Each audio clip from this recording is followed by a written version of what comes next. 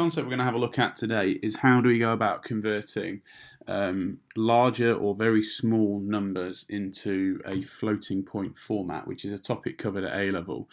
So one of the things that you may have noticed or thought about from looking at binary numbers before is that when I have like a fixed point binary number, like let's say 32.175 for instance, as those numbers get much bigger and or even much smaller, the situation you face is that the binary value itself it can become very long.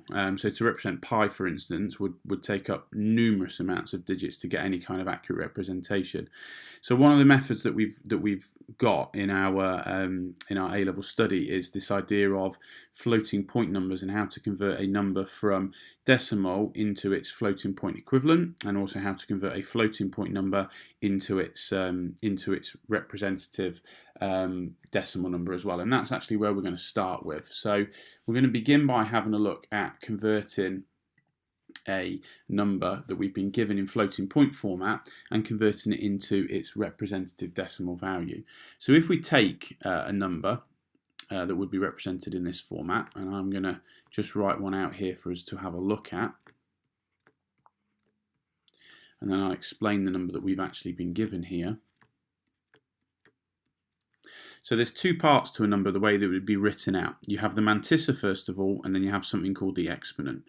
Now the mantissa is related to storing the precision of the number itself, whereas the exponent is all to do with storing the magnitude of the number. So basically how many decimal places that you move the value by. Now if we refer back to kind of like basic maths, if you saw a number like 3.72 times 10 to the power of 7, what you would know is that your decimal number is going to move 7 places to the right hand side, because it's going to create a really large number like 372,000, 3.72 million, whatever that value is. I'm not sure without working it out.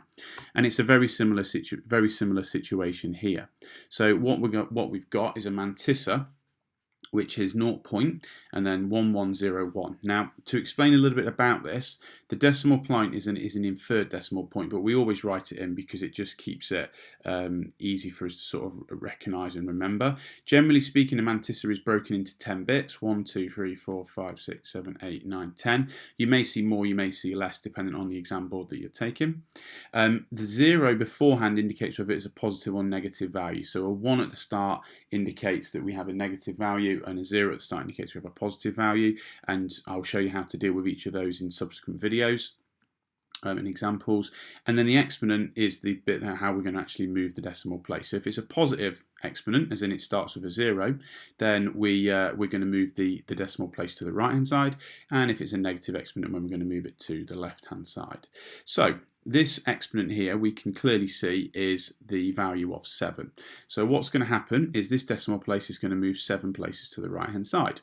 1, 2, 3, 4, 5, 6, 7. So our decimal place is going to be placed just there. So if we were to now write this binary number out, we would have 1101 000.00.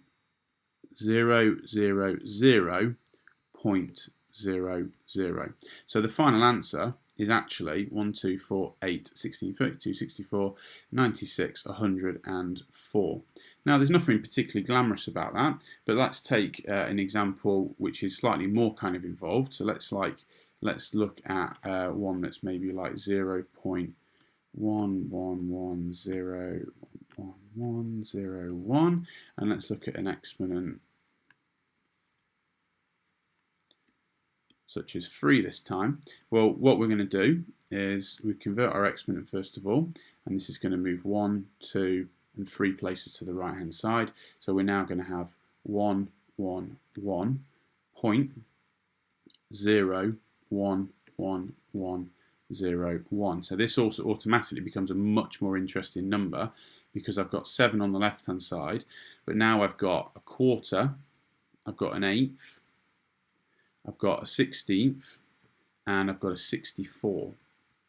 So the way to kind of represent this, or the way that you can write this, is that we know that 4 16ths will fit inside a 64, 8 eighths, 8 will fit into 64, and so on. So we can actually write this as 4, 12, hang on a second, 1, 2, 4, 8, 16, 24,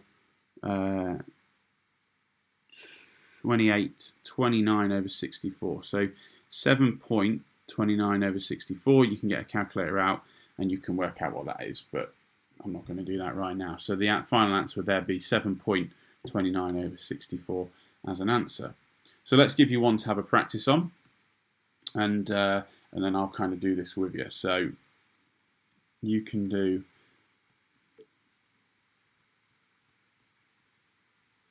and we'll have an exponent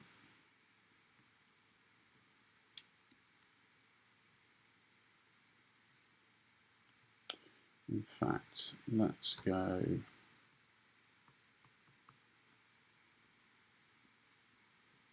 like so. Pause the video now, have a go at this, and then I'll take you through the answer. Okay, so the answer to this question then is we've got an exponent of 5.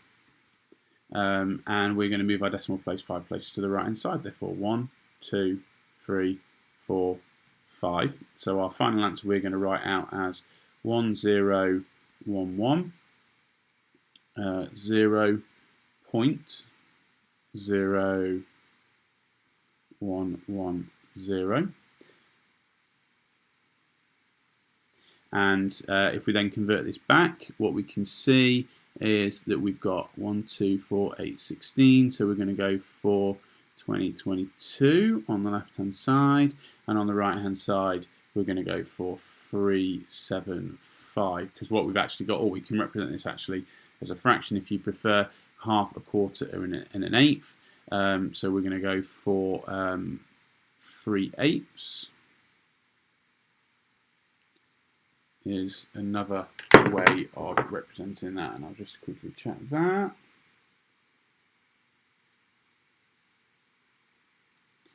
And here. Yep, we're all fine. Okay, so that is how you do positive floating point number binary into decimal conversion.